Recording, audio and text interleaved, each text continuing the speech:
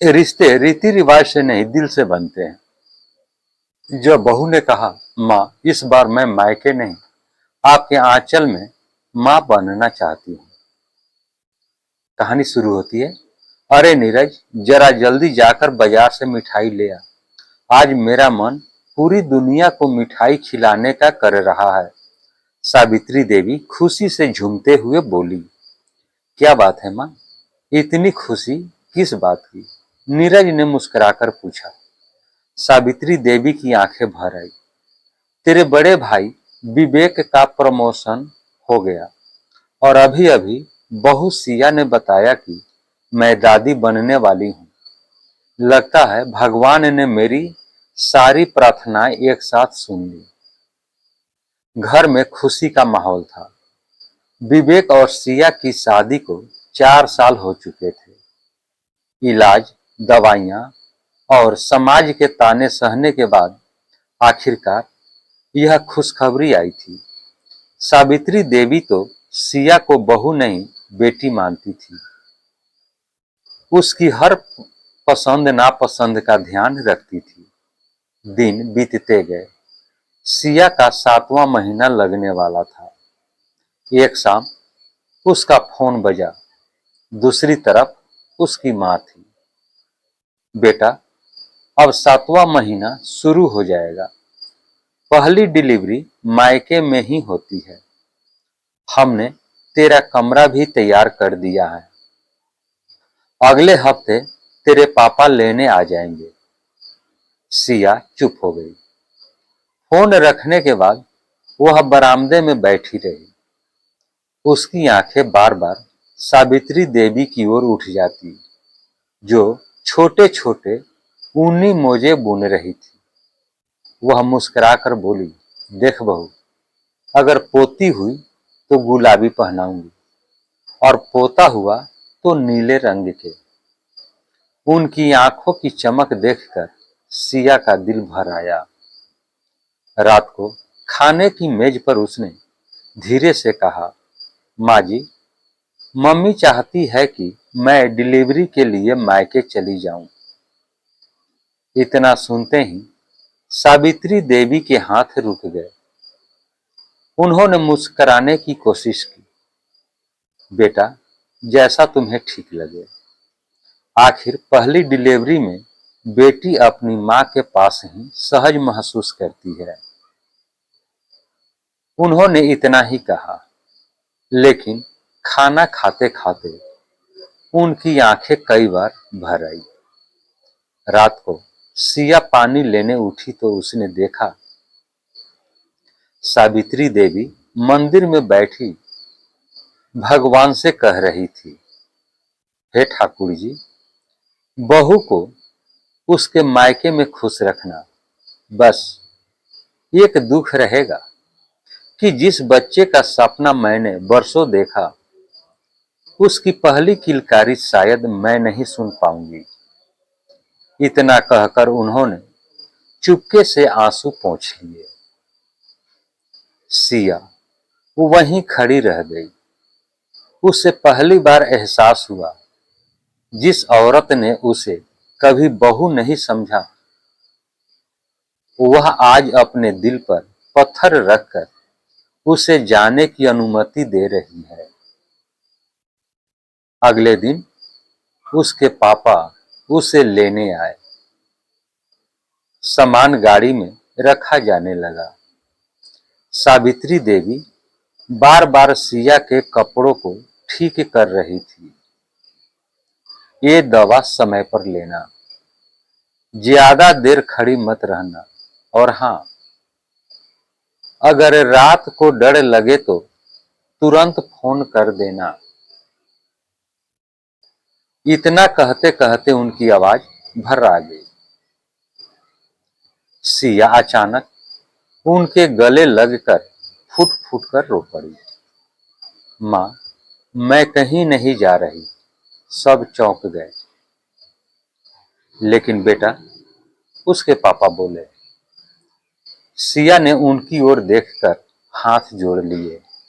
पापा, मुझे माफ कर दीजिए। आपने मुझे जन्म दिया है, लेकिन इन माँ ने मुझे दूसरा जन्म दिया है। जब पूरे समाज ने मुझे बांझ कहा था, तब इन्होंने कभी मेरा साथ नहीं छोड़ा।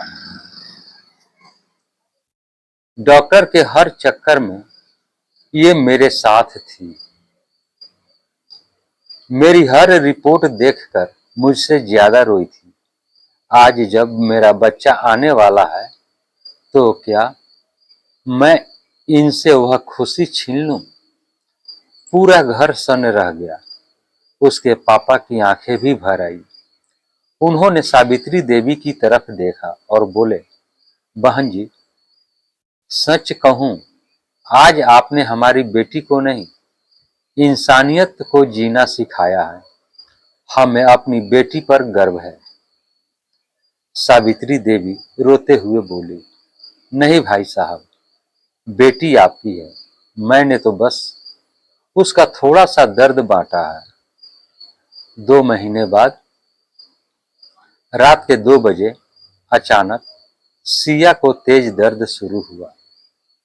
विवेक घबरा गया, लेकिन सावित्री देवी पूरी हिम्मत से बोली,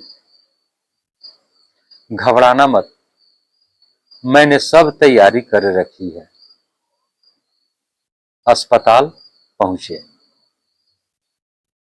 ऑपरेशन थिएटर का दरवाजा बंद हो गया। सावित्री देवी हाथ जोड़कर बाहर बैठ गई। हे भगवान, मेरी उम्र भी मेरी बहू को दे देना। बस माँ और बच्चा दोनों सुरक्षित रहे। 4 घंटे बाद डॉक्टर बाहर आए। बधाई हो, लक्ष्मी आई है। सावित्री देवी खुशी से रो पड़ी। उन्होंने सबसे पहले बच्ची को गोद में लिया, लेकिन अगले ही पल बच्ची को वापस नर्स को देते हुए बोली, पहले इसे इसकी मां के पास ले जाओ। 9 महीने जिसने इसे अपनी सांसों में रखा है, पहला हक उसी का है। जब सिया को होश आया तो उसने देखा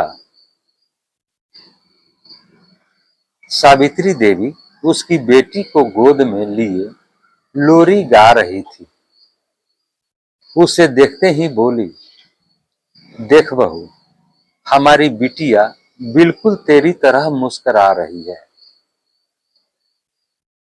सिया की आंखों से आंसू बह निकले। उसने धीमे से कहा, मां, अगर मैं मायके चली जाती तो शायद मेरी बेटी अपनी पहली लोरी सुनने से रह जाती। सावित्री देवी ने उसके माथे को चूम लिया।